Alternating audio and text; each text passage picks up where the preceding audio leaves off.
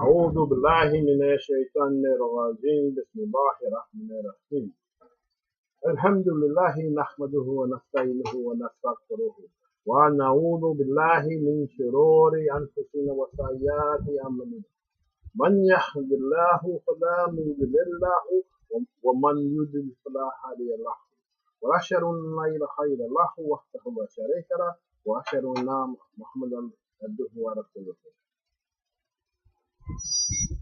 Allah says in Quran that we may like something that's no good for us. We may dislike something that's good for us. I say this here because many brothers, they run after the wrong thing in life, in Islam, in every aspect of thought. Brothers would have a good wife who studies Quran, needs to be educated in the understanding as to what she's studying, who tries to make salat, maybe making it wrong, but the brother doesn't take the time to teach her. She is constantly getting hadith, trying to study and read it, while the brother is running around in the streets, running after other sisters, running after kufr, running after everything but what he should be running after, Allah. We have a tendency of mistreating the sisters that we get married to. We will be unemployed and marry a sister and tell her to get on welfare or tell her to go get a job or something to that effect. And then he'll turn around and say, bring that paycheck on home to me. He's bringing that dunya with him. He brought that dunya into Islam. He brought that dunya into his marriage.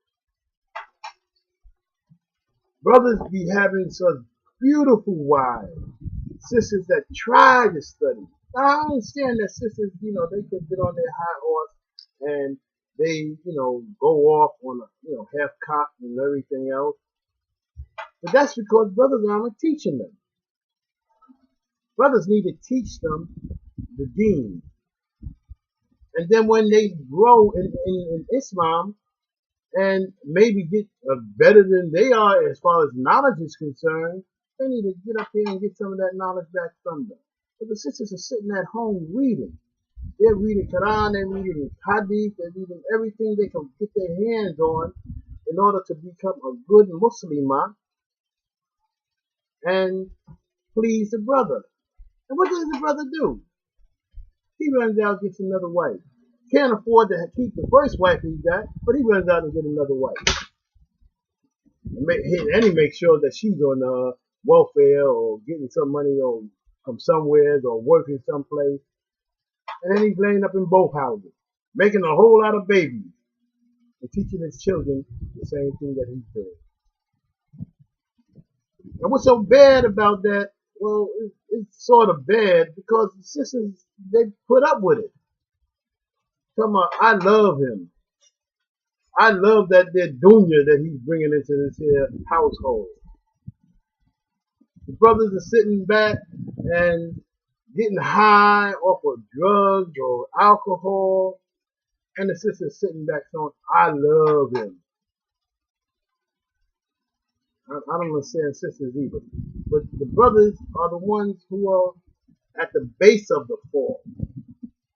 They are not teaching the sisters what they need to be taught. When I say teaching them, the sisters are studying. But do they have proper understanding of what they're studying? The sisters are teaching the children the improper understanding that they may have. I said may have, not that they have improper understanding. But you have a lot of sisters that have more understanding of Quran and Sunnah than you have brothers. Brothers becoming and introducing a whole lot of Islam, not Islam, Islam. they will come forward and tell a sister, oh, I don't have to pray, I'm the head of the household, Allah forgives everybody, and you can't judge me. Allah says you can't. Allah says to judge everyone by his book and by what he sent down. So that there nonsense about don't judge me, that's a lot of horse. Brothers need to get their act together. Stop abusing these here sisters.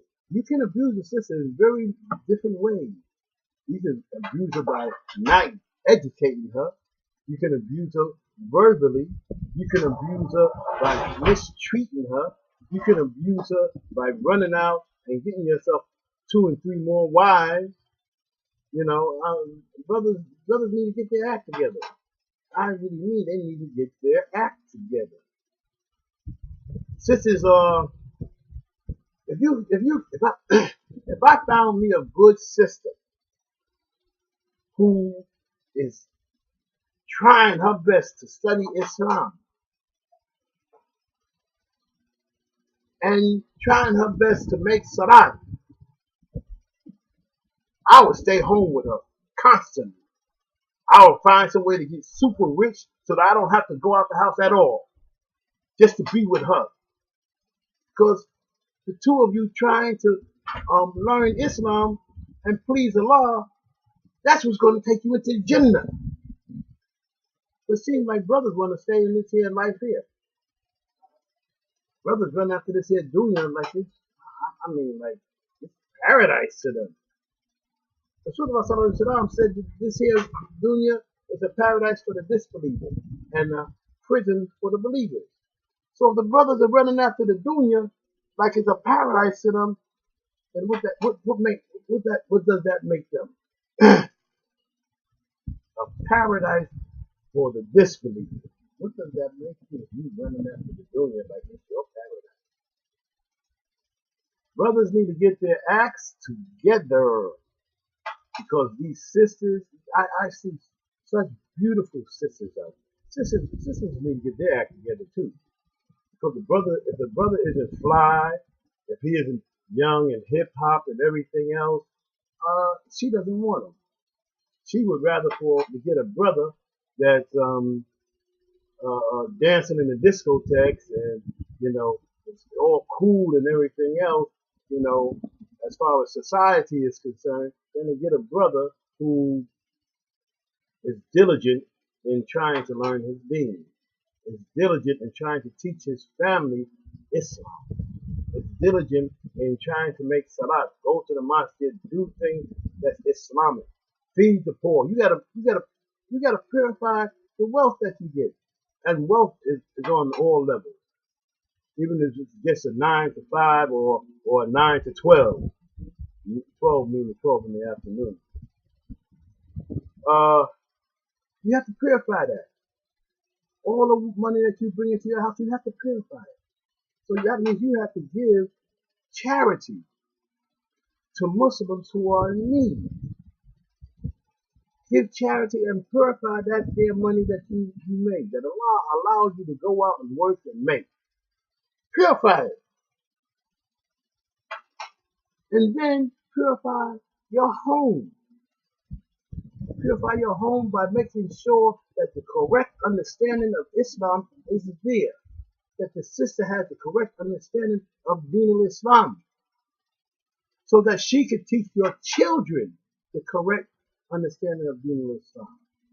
That's why a lot of children, Muslim children, are growing up and having girlfriends on the side, boyfriends on the side, killing each other over a girl, killing each other over a man, and all of this here crazy stuff, and ending up in the dunya prison.